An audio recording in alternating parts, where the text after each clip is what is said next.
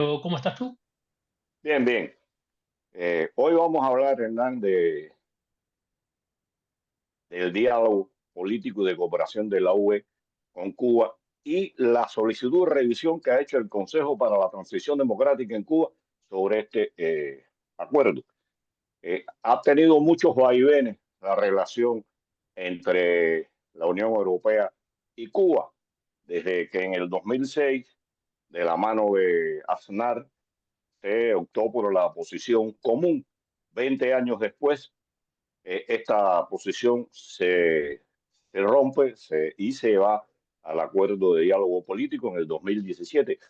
Pienso que tuvo mucho que ver con esta situación la visita que hizo François Hollande a Cuba y después en el 2015 y después Raúl en el 2016, porque todo sucede en línea.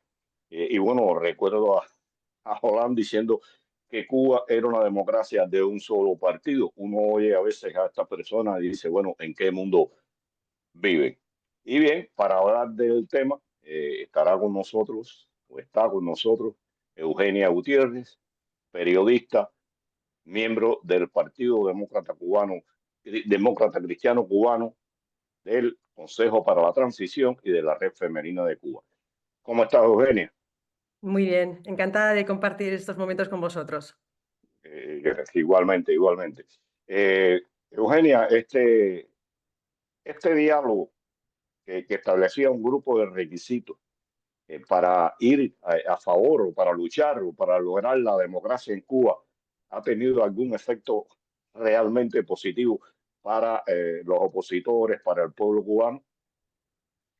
Es que precisamente por esa razón estamos planteando la revisión, hemos solicitado la revisión en línea con el gobierno sueco. Nosotros lo que hemos ido comprobando desde la ratificación en el 2017 es que en vez de haber un avance en derechos humanos, en la democratización de Cuba, ha habido un retroceso. Si quieres, entramos más en detalle en los puntos que nosotros hemos visto el retroceso, fundamentalmente en materia de derechos humanos. Actualmente en Cuba tenemos 1.400 presos, entre presos políticos y también incluyendo también a periodistas disidentes, sin contar también la cantidad de presos, incluyendo también, o sea, quiero decir, incorporando a estos presos, a los presos comunes, estaríamos hablando de una comunidad de 11.000 presos. O sea, yo entiendo que Cuba algo no ha funcionado desde un punto de vista de derechos humanos, por lo que estamos comentando, porque no es normal este número de presos.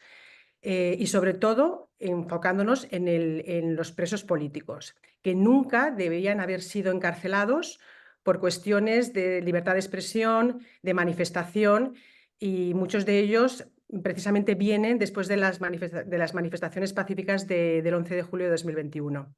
Entonces, una de las líneas donde ha habido un retroceso claramente ha sido en derechos humanos.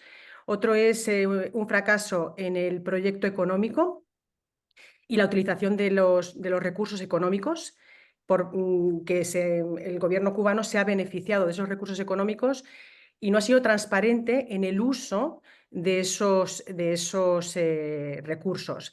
Y esto va en línea con lo que comentabas tú. ¿En qué se ha podido beneficiar el pueblo cubano? Pues vemos que nada, a nivel de derechos humanos no, ha habido una involución, un retroceso. De hecho, se está viendo que hay más represión en los últimos años. Y a nivel económico tampoco, porque si se hubieran utilizado los recursos económicos que ha destinado la Unión Europea al pueblo cubano, pues no estaríamos viendo el porcentaje o la miseria, la situación tan precaria en la que está viviendo el pueblo cubano.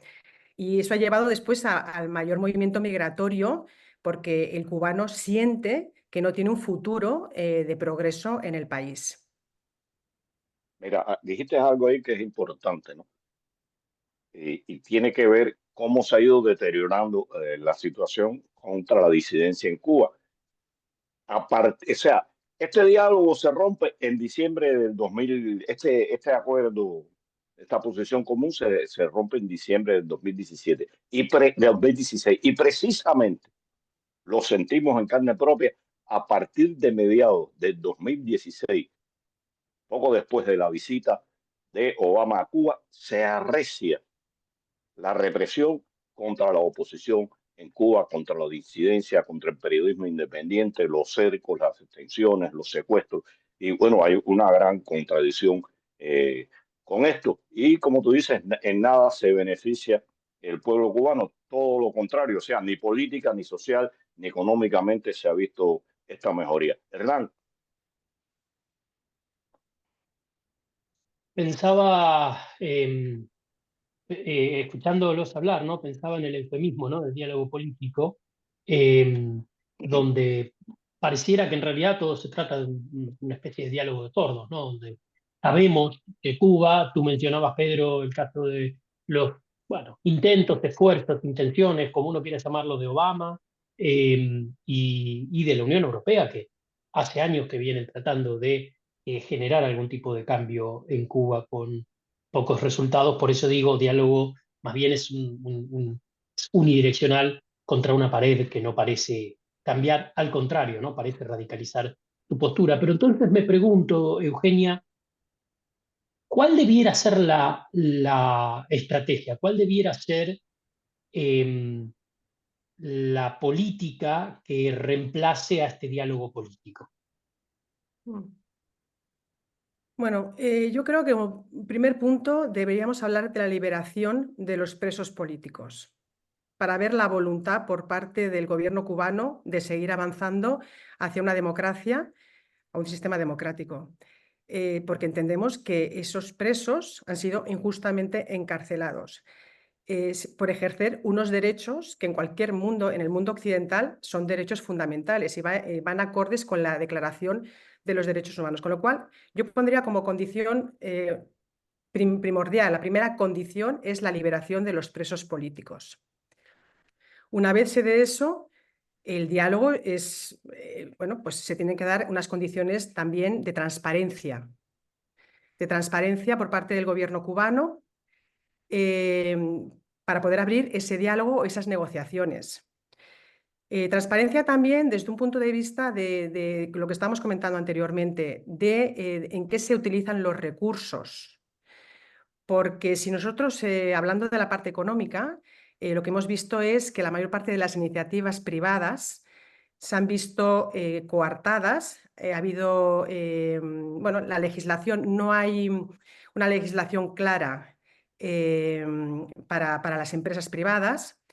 Entonces, tampoco se ha beneficiado el ciudadano de a pie. El que ha querido ser empresario no ha podido serlo. Entonces, yo diría, primero, liberación de los presos políticos, ley de amnistía y despenalización del disenso. Eso sería el primer punto. Segundo punto, transparencia y empezar unas negociaciones con ese diálogo, esa transparencia, tanto a nivel político como a nivel económico. No se puede seguir ofreciendo de una manera generosa los recursos si no sabemos para qué se utilizan.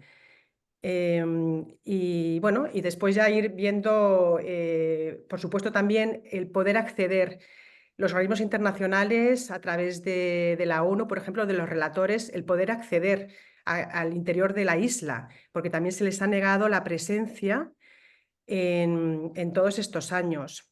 Ha habido visitas por parte de Josep Borrell como responsable de las relaciones exteriores y de seguridad de la Unión Europea, también de Eamon Gilmore, en su momento también el defensor, el responsable de los derechos humanos.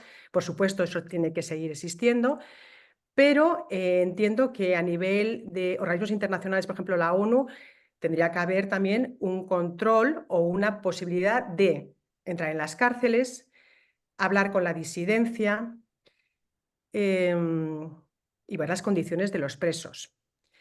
Y esto también me hace pensar que, y sobre todo recalcar el punto de que la sociedad civil también en esas negociaciones, los organismos, las organizaciones civiles independientes deberían estar también en ese proceso de diálogo, tener un protagonismo claro y que estén dentro del proceso, porque la sociedad civil tiene mucho que decir y es el que tiene tomado el pulso realmente de lo que se está viviendo en Cuba. Mira, dialogar con el gobierno cubano, pienso que siempre ha sido hasta ahora un fracaso. Mentiroso, no cumple sus compromisos. Bueno, este acuerdo con la Unión Europea ha sido un fracaso. Y ahora, hace un mes, el mes pasado, ha dicho, pero sabemos que hubo compromiso con la excarcelación, compromiso con el Vaticano para la excarcelación de 533 presos. No pienso que este número se haya manejado con el Vaticano, sino se habló de excarcelación. Se comenzó un proceso y se paró. Y uno no se ha dicho qué pasa, qué va a suceder, qué hay. Y en cuanto al dinero, en Cuba no hay medicina, los hospitales están en malas condiciones, ¿no? En Cuba todo, nada existe como tal, hay que hacerlo nuevo llegado el momento. Sin embargo, el dinero se ha desviado para comprar equipos antimotines, carros patrulla, para construir hoteles que necesarios no son, porque en Cuba no se llega ni al 50% de ocupación del fondo habitacional. Y bueno, ¿qué perspectivas desde tu punto de vista, estando ahí en Europa, los contactos que existen del Consejo con el lobby de la Unión Europea? ¿Qué perspectiva tú le ves a que se revise realmente y se firme un nuevo convenio entre Cuba y la Unión Europea? Es interesante esto que comentas, Pedro, porque efectivamente el dinero se ha desviado a fines que no deberían haber sido, ¿no? Precisamente para fortalecer ese mecanismo de represión sobre el pueblo. Y después a sectores que tampoco son necesarios en este momento. O sea, no ha repercutido, no ha habido un beneficio directo sobre la población. Con respecto a lo que comentas en la Unión Europea, yo creo que ahora mismo el gobierno sueco está siendo como muy contundente en esta línea de revisión del acuerdo. Yo, después de la nueva conformación y de las elecciones europeas en junio, bueno, ahora mismo hay una nueva distribución de los grupos parlamentarios. Entonces, también quiero indicar una cosa, no precisamente por esa nueva conformación debería ser la razón por la cual podría tener más éxito o menos éxito esta revisión del acuerdo, porque yo entiendo que este acuerdo va más allá, o sea, va en línea con la política exterior, o debería ir en línea con la política exterior de la Unión Europea, que es la democracia, los derechos y libertades y el Estado de Derecho.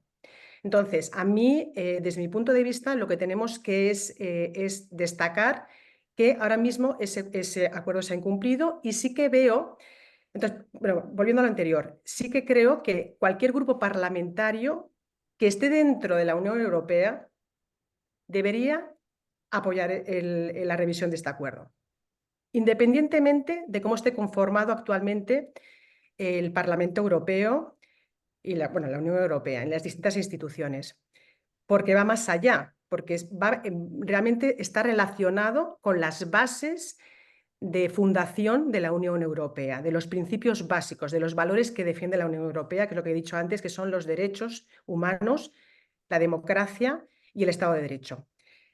Pero, volviendo al tema de cómo puede influir, yo creo que tal cual está conformado ha habido cambios.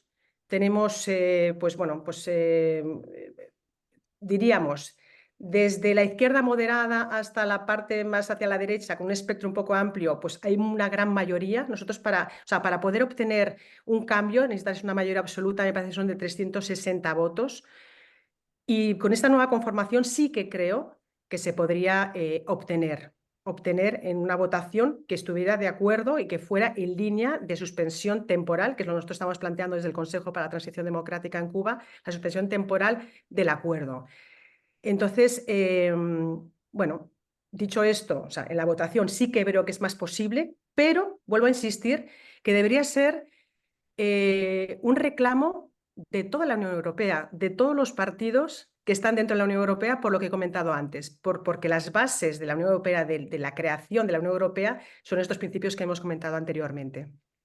Entonces sí que le veo una posibilidad de éxito, como si queréis llamarle, o de viabilidad a esa revisión. Pensaba, Eugenia, tú mencionabas lo voy a poner en mi opinión, bastante nefasto Josep Borrell, específicamente para lo que tiene que ver para América Latina, ¿no? Alguien que en principio debiera ser mucho más cercano por supuesto, un profundo conocedor de la región, probablemente mucho más que Callas, que es ahora la actual eh, ministra de Relaciones Exteriores de la Unión Europea, para simplificar el cargo, ¿no? Y tenemos, por otra parte, en Estados Unidos a Marco Rubio, de nuevo, un profundo conocedor de la región, con un equipo con un fuerte componente latinoamericano, con un fuerte componente de ex embajadores en América Latina, ex presidentes del Banco Interamericano de Desarrollo, la gente realmente que conoce en profundidad la región. Estados Unidos pareciera, y perdón que te saco un poco hacia lo geopolítico, ¿no? Pero Estados Unidos pareciera que está en cierta medida dejando la región, ¿no? Como que probablemente se va a concentrar, todos dicen, en dos temas: migración e influencia china. Escuchaba a un experto el otro día decir, bueno, ¿será que la nueva administración de Estados Unidos, encabezada, digo, en lo que es la Secretaría de Estado, conoce también América Latina, que prefieren no meterse?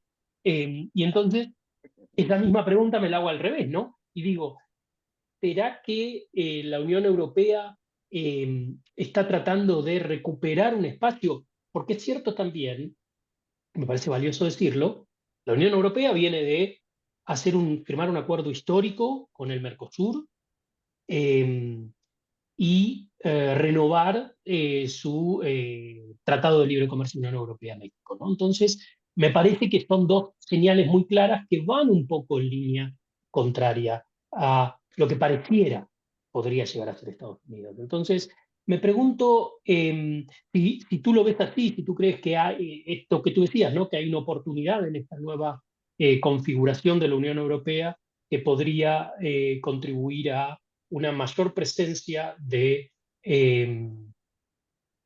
más que mayor presencia, mayor interés, mayor preocupación por los derechos, por la democracia, por parte de la Unión Europea en América Latina.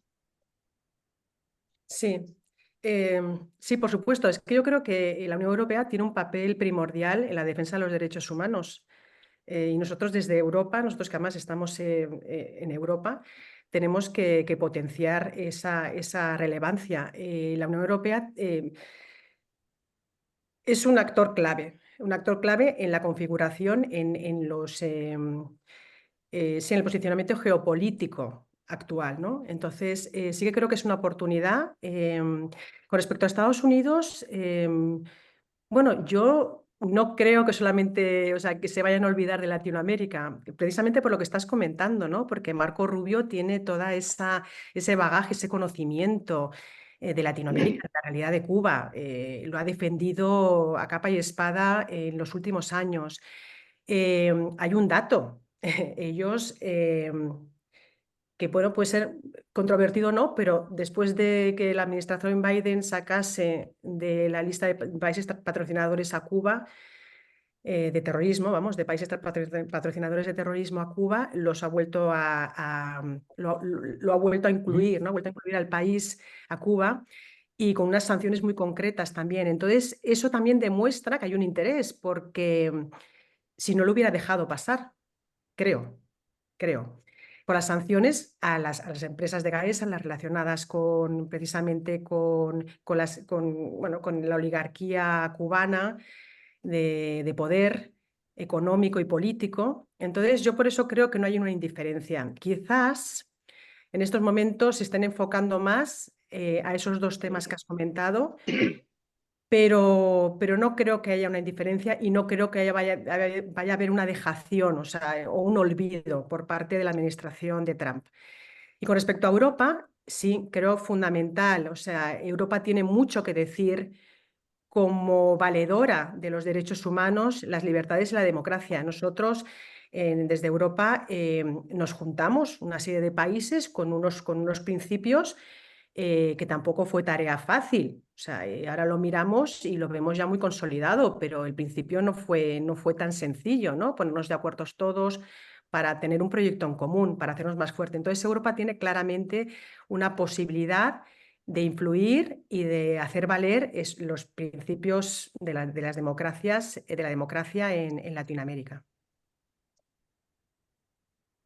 Eugenia, tú que atiendes la Secretaría de Comunicación del Consejo, ¿cómo se ha recibido esta solicitud de revisión del acuerdo por parte del Consejo en en los medios de prensa independiente, en los medios en general y en la política? Hmm. Bien, los medios están muy abiertos a esto. De hecho, entienden que tiene que haber un cambio.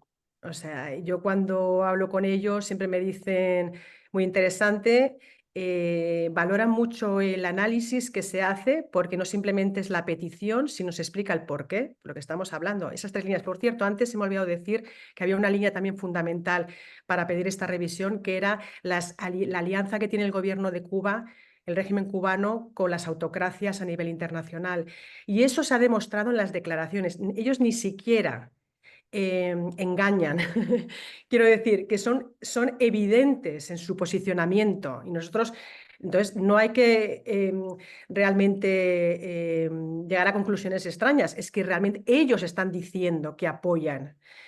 Entonces, los medios y las instituciones, algunas instituciones con las que hemos hablado también, entienden que esto ha fracasado, entienden que esto no ha llevado a a un avance hacia la democracia, a un avance en la protección de los derechos civiles, políticos del ciudadano de a pie cubano, porque estamos viendo que cada vez hay más presos políticos y aunque hayan sido escarcelados, en eso que has comentado antes, Pedro, y que se ha paralizado después de volver a entrar en la lista de países patrocinadores del terrorismo, es una puerta giratoria. La represión sigue existiendo y sigue habiendo detenciones arbitrarias. Entonces, sí, los medios de comunicación, por el análisis que nosotros estamos dando, valoran mucho el análisis concienzudo y las razones que están por detrás de ese análisis, ¿no? Para hacer una petición concreta. Y por supuesto, muchos de ellos están comprometidos precisamente con la democracia, ¿no? En la defensa. Entonces, ya no solamente es el individuo, el periodista en sí, sino el medio. Los medios, tenemos que pensar que la libertad de prensa es fundamental para que existan los medios de comunicación, la libertad de expresión. Entonces, por supuesto, están en línea de estos reclamos porque están viendo que hay un pueblo que está sufriendo y que sobre todo lleva sufriendo muchísimos años. Estamos hablando ya de 66 años. Es la dictadura más longeva del hemisferio occidental y, y bueno, esto es conocido en los medios de comunicación. Entonces yo sí que creo que existe ese apoyo y ese reconocimiento de que tiene que haber un cambio en Cuba y por lo tanto todo lo que sea presionar para que haya avances claros y transparentes en esa línea hacia la democracia, en los medios de comunicación están más que abiertos a apoyar esas iniciativas. Hernán, ¿tienes algo ahí en la cartuchera todavía? No, a ver, iba a hacer un comentario muy breve, pero Eugenia, que tiene que ver con que pensaba mientras la escuchaba Eugenia, eh, cuán cierto es lo que dice y cuánto también han ayudado, tristemente, pero bueno, han ayudado eh, eh, la situación de Venezuela, ¿no? Cómo ha despertado bastante interés en algún momento, digamos hace 20 y pico de años. eh, el interés sobre Cuba, o mejor dicho, el grado de desinformación que había sobre Cuba era mucho mayor. Yo creo que, por supuesto, la facilidad de comunicación hoy en día con Cuba, la mejora, esto hemos hablado muchas veces, Pedro, la mejora del periodismo independiente en Cuba ha sido clave también, haciendo alusión a esto que decía Eugenia de los medios, el rol de los medios. Eh, pero también es cierto que Venezuela, con su debacle, con su derrotero autoritario, ayudó a despertar mucho la conciencia en América Latina, creo que también en el resto del mundo, de que, bueno, efectivamente hay un eje, hay Caracas-La Habana, al cual ahora se suma Nicaragua, ¿no? Entonces, no, simplemente felicitar al Consejo para la Transición Democrática de Cuba y al Partido Demócrata Cristiano de Cuba por el trabajo, por la iniciativa y por tratar de mantener, digamos, este tema encima de la agenda tanto de la Unión Europea como de otros organismos internacionales, para que finalmente, más temprano que tarde, logremos estar hablando de que volvió la democracia a la isla, ¿cierto? Sí, sí, ese es el trabajo y es el propósito. Yo creo que lo que comentas, el compromiso está ahí, pero es que hay compromiso por la sociedad civil. El compromiso está en muchos lugares. Tenemos muchos actores, tenemos los medios de comunicación. Lo que comentabas de Venezuela es verdad que le ha dado protagonismo otra vez, ha vuelto a sacar otra vez el tema, porque es verdad que Venezuela ha conseguido, bueno, primero porque han tenido unas elecciones democráticas, entre comillas, bajo bueno, pero al menos han tenido unas elecciones, que es que en Cuba ni siquiera existen esas elecciones porque es un partido único. Entonces, bueno, el protagonismo que ha tenido Venezuela ha llevado también a hablar de Cuba, porque además tenemos que siempre destacar que Cuba es la raíz de los males por esa conexión militar y de recursos y de espionaje, de la exportación de lo que ha sido el sistema represivo cubano a Latinoamérica en los países autocráticos actuales, ¿no? Entonces, ese eje que comentas de Venezuela, Nicaragua, no hay que olvidarse nunca de que el origen de esa manera de operar viene de Cuba. Y bueno, y durante todo este tiempo es verdad que Venezuela ha copado el protagonismo, pero a mí me parece muy bien, porque vuelvo a poner encima de la mesa lo que es fundamental, que es lo que estamos diciendo, ¿no? De cómo un sistema se ha podido mantener, las dictaduras se están manteniendo y se consolidan en determinados países y en Latinoamérica, y ese es el gran peligro que tenemos en la región. Y por supuesto que estamos comprometidos, pero quiero decir que hay mucha gente comprometida. O sea, estamos en los periodistas, la sociedad civil, personas individuales que no pertenecen a ninguna organización. Las antiguas generaciones de cubanos, por ejemplo, en nuestro caso concreto, que lo dieron todo y ahora pues ya tienen su edad y que quizás pues no tengan no estén en primera línea, pero que han hecho mucho, o sea, este traslado de ese traspaso de generación en generación, no nos podemos olvidar porque son muchas décadas, entonces ha sido un traslado de un testigo, pero que también eso nos ha llevado a este punto, ¿no? Y sí, hay que seguir. O sea, yo creo que esto hay que tenerlo encima de la mesa siempre, siempre. Es lo que tiene el activismo y es sin parar, pero es importantísimo. Es importantísimo porque más tarde, o sea, perdona, más pronto que tarde va a llegar, va a haber un clic, yo estoy convencida, un momento en el que nos sorprenderá quizás, porque pensaremos, podría haber sido en otro momento. No, va a haber una confluencia de factores que va a permitir que podamos ver ese cambio en Cuba tan deseado y tan luchado. Así que nada, ya estamos en ello. Gracias a los dos también por estar en esta lucha y nada, que seguimos. Eugenia, analizando lo que has dicho, me dijiste viejo vos a mí. No, yo soy. No, soy yo. No, soy yo. Venga acá, algo que se te quede, que desees tocar sobre esta revisión que ha planteado el Consejo.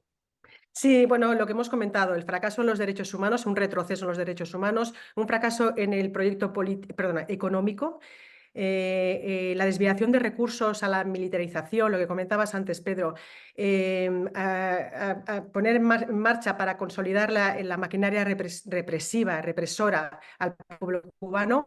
Y después lo que hablamos de las alianzas. Y en esa revisión lo que se está pidiendo desde el Consejo es una suspensión transitoria de este acuerdo y solamente, bueno, poniendo como base para volver a reiniciar la liberación de los presos políticos por la injusticia que significa eso, por la violación de los derechos humanos, porque no deberían nunca haber estado ahí en esa situación. Como paso, o sea, por tanto, es la puesta en marcha de la ley de amnistía y la despenalización del disenso.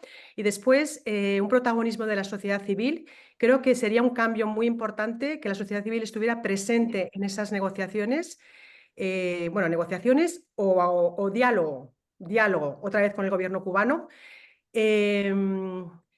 y transparencia. Porque en el acuerdo se habla de la buena gobernanza, es uno de los puntos que se habla en el acuerdo. Y precisamente eso lo que lleva es que se promuevan las instituciones eficientes, transparentes, dentro del gobierno de Cuba, o sea, en Cuba. Entonces, yo creo que es muy importante la transparencia también de los recursos, para qué se utilizan. Porque hasta ahora Cuba se ha beneficiado a través de este acuerdo del 70% de los recursos que estaban estipulados. Bueno, pues ver ese 30% restante, en qué se va a utilizar y en qué se han utilizado los anteriores, quiero decir, porque el 70% es una cantidad bastante importante.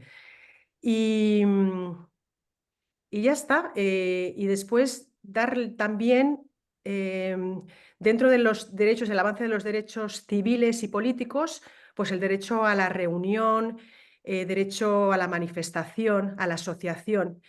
Pero eso yo creo que tendría que ser una parte, que seguro será uno de los temas que se hablaría con la sociedad civil y las organizaciones independientes cubanas, que creo fundamental que sean un actor importante en este diálogo.